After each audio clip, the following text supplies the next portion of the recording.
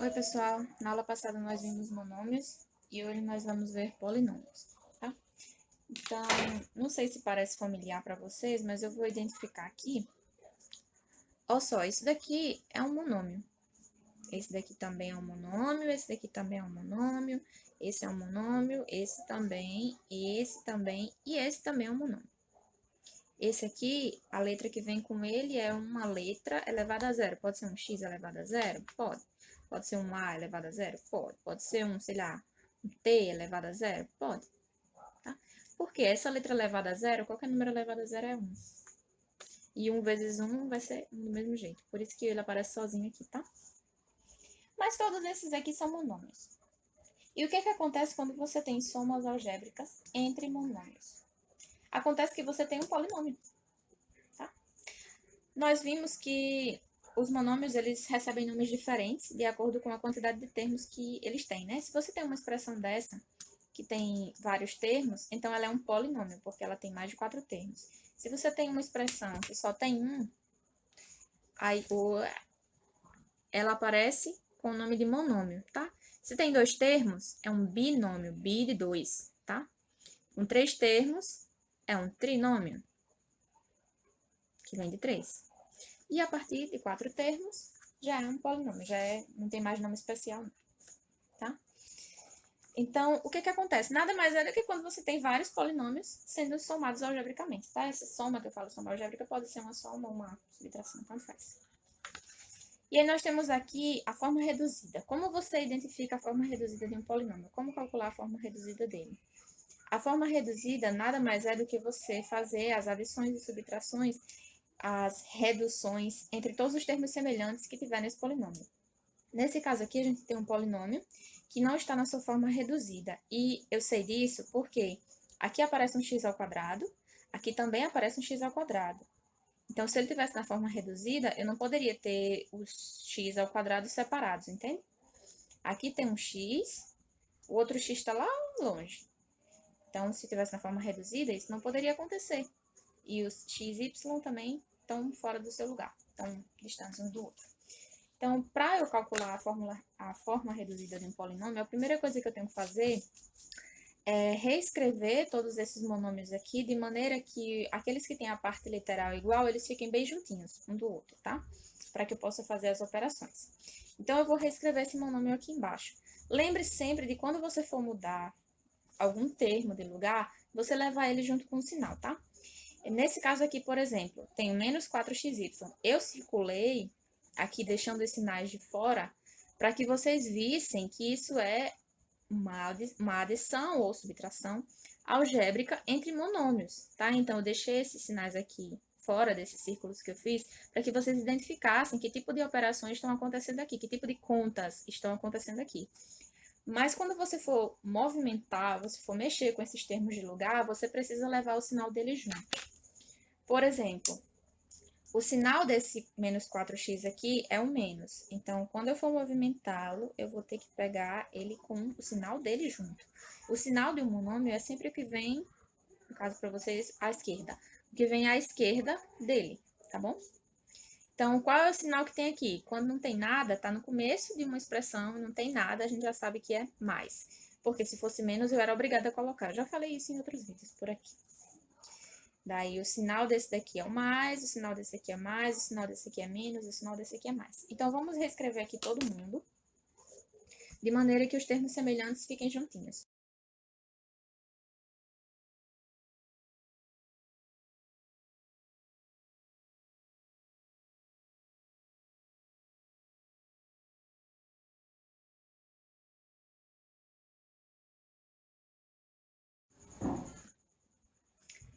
Cada bolinha dessa que eu fiz é um termo, tá? Isso aqui são vários termos. E eles são semelhantes quando a parte literal deles é exatamente igual.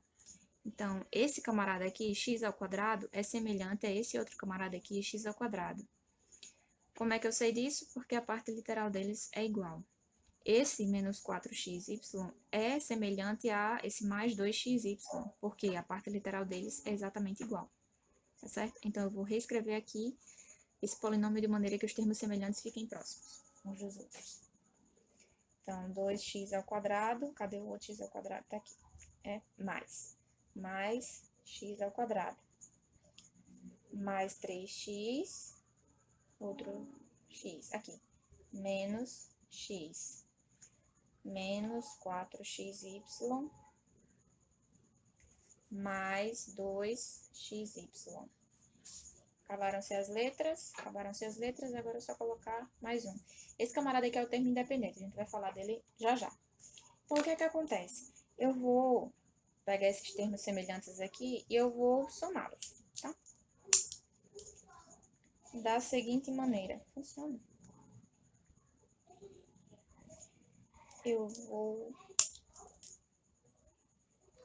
Funciona também. Eu vou somá-los aqui, tá certo? Então, 2x ao quadrado mais 1x ao quadrado dá quantos x ao quadrado? 2 mais 1, 3. 3 quem? X ao quadrado. Tá? Lembra que isso aqui é soma. Aí, mais 3x menos x, 3 menos 1, 2. E o sinal é positivo porque o 3 é maior que menos 1. Então, fica mais 2x. Menos 4xy mais 2xy. Se você devia R$4 e você paga 2, você fica devendo quantos agora? 2. xy. E mais um. Simplesmente repete. E agora, tem mais algum termo semelhante aqui? Tem alguém que tem a parte literal igual? Não tem. Nesse caso aqui, como não tem mais nenhum termo semelhante, nós dizemos que essa daqui é a forma reduzida. Faz sentido, né? Vê quantos termos tinha aqui, ó. Vê quantos termos ficou aqui. Então, forma reduzida é quando você não tem mais termos semelhantes no polinômio. Tá bom? Termo independente é esse camarada aqui, ó. Que ele aparece sozinho, sem letras. Quando as letras são elevadas a zero, que eu falei logo no começo do vídeo. Então, quando ela aparece assim, aparentemente sem letras, significa que ele é o termo independente. Como eu falei para vocês no vídeo explicativo sobre monômios, o monômio ele é composto de duas partes. Vou pegar aqui esse 2x2. Ele tem aqui um coeficiente. E ele tem aqui uma parte literal. Certo? Tem o outro, esse camaradinho aqui, que ele é o termo independente, tá certo? Ele tem um coeficiente, que é 1. E a parte literal dele é quem? A parte literal dele é vazia. É um x elevado a zero, é um a elevado a zero, é um t elevado a zero. Qualquer coisa desse tipo aqui. Normalmente a gente só deixa em branco mesmo, diz que não tem. Pra ficar mais fácil, né? Mas a gente sabe que não é que não tenha, é porque ela tá nesse formato aqui. E aí não precisa ser escrita. E como a gente faz para calcular o grau de um polinômio? Na aula de monômios eu falei sobre como calcular o grau de um monômio, que era quando você somava os expoentes da parte literal do monômio, e aí você tinha o grau desse monômio. Como nós temos aqui um polinômio, ele é formado por vários monômios, nós vamos calcular o grau de cada monômio desses, e nós vamos ver quem é que tem o maior grau. Aquele monômio que tiver o maior grau é quem vai dizer, nossa, esse polinômio é de tal grau. Então, vamos dar uma olhadinha aqui nesse primeiro monômio. A parte literal dele aqui é x ao cubo, y ao quadrado. Então, 2 mais 3, deixa eu até escrever aqui. Esse monômio aqui é do grau 5. Por quê? 3 mais 2 é igual a 5. Esse outro monômio aqui, 4HFL, ele é 1, 2, 3 do terceiro grau. Esse monômio aqui, menos C5K8, ele é 5 mais 8? 8, 9, 10, 11, 12, 13. 9, 10, 11, 12, 13. 9, 10, 11, 12, 13. É isso mesmo. Ele é um polinômio do 13º grau. E esse camarada aqui, como a parte literal dele é nula, então o grau dele vai ser 0. Porque o expoente da parte literal dele não é 0. Então, ele vai ser 0. Menos 2 igual 0 grau. Ok? Então, qual vai ser o grau desse monômio aqui, desse camaradinha todinho? Vai ser determinado por aquele monômio que tem o maior grau. No caso, é esse daqui, que é do 13º grau. Então, significa que esse polinômio inteiro aqui, ele é do 13º grau. Ok? Falando sobre adição e subtração de polinômios, nós temos aqui casos diferentes, né? Aquela história de que todo mundo pensa que um sinal não faz diferença nenhuma, mas a gente vai ver que faz toda a diferença. Principalmente nesse caso aqui de adição e subtração de monômios, ou de polinômios. Deixa eu até escrever aqui. Subtração.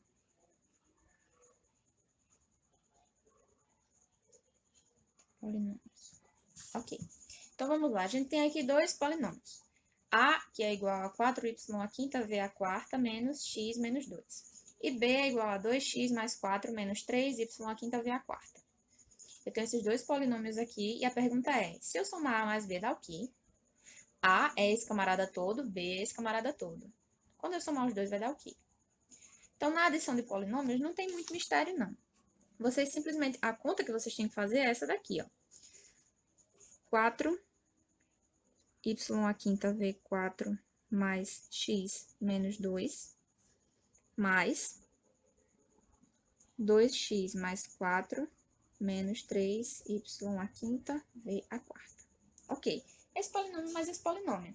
Como o sinal aqui dentro é mais, então tá tudo certo. É só vocês removerem esses parênteses aqui, super tranquilo, e somarem os termos semelhantes. Apenas isso. Então, aqui eu vou fazer direto. Eu vou ver logo quem são os termos semelhantes aqui.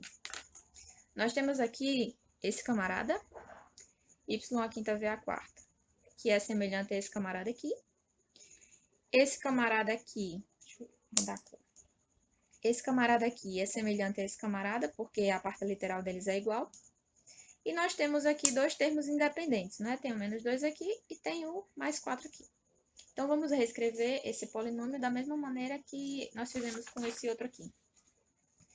Vamos reescrever de uma maneira que ele fique com os termos semelhantes juntinhos. Então, vamos lá. Vou juntar esse aqui com esse aqui. Então, vou escrever 4y à quinta v à quarta menos 3y à quinta v à quarta. Agora, eu vou para o x. Mais x, aqui é mais, dá mais. 2x.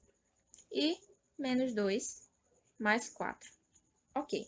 Agora é só fazer as adições e subtrações que forem necessárias, né?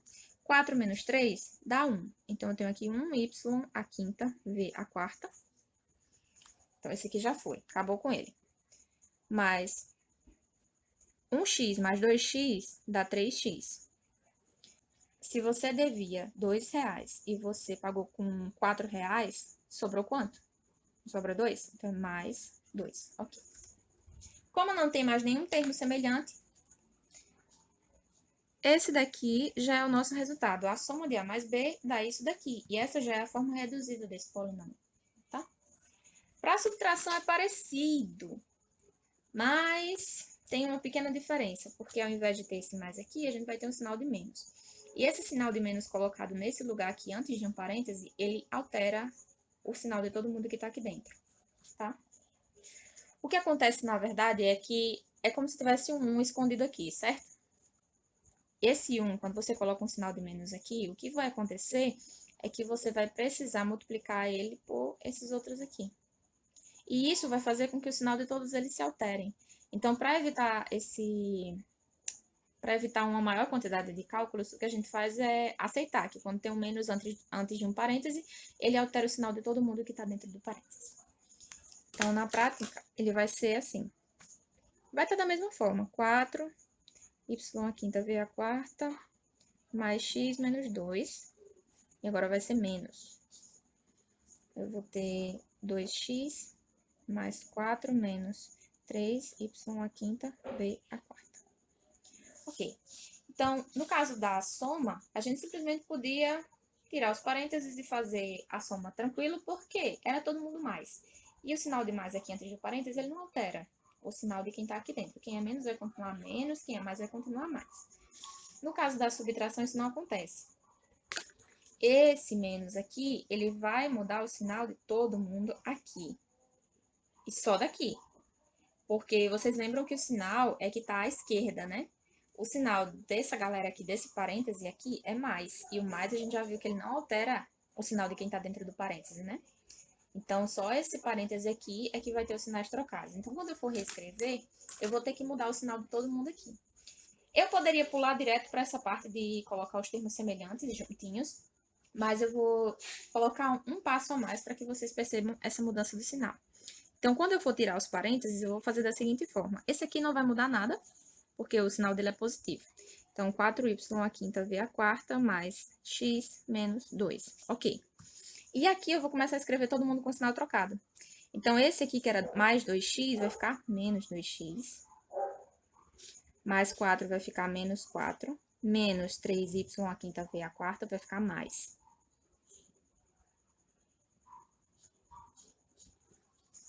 Certo? Então, eu alterei aqui os sinais.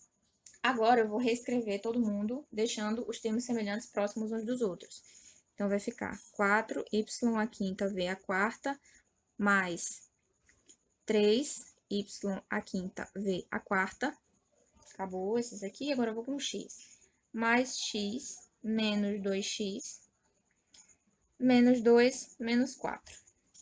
Ok, os termos semelhantes estão agrupados. Ótimo. Vou agora fazer o que pede as continhas aqui, né?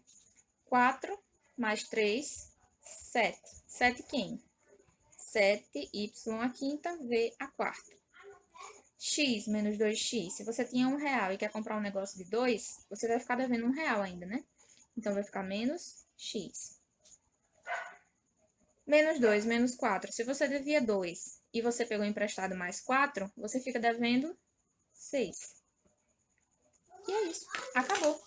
Olha só. Como não tem mais termos semelhantes, então acaba aqui. Olha a diferença. Eu usei os mesmos A e B nas duas situações, mas por conta desse sinal aqui, o resultado ficou totalmente diferente. Então, um sinalzinho desse realmente faz toda a diferença. Ok? Então, por hoje é isso. Muito obrigada por terem assistido o vídeo até o fim. Nos vemos na próxima. Até mais.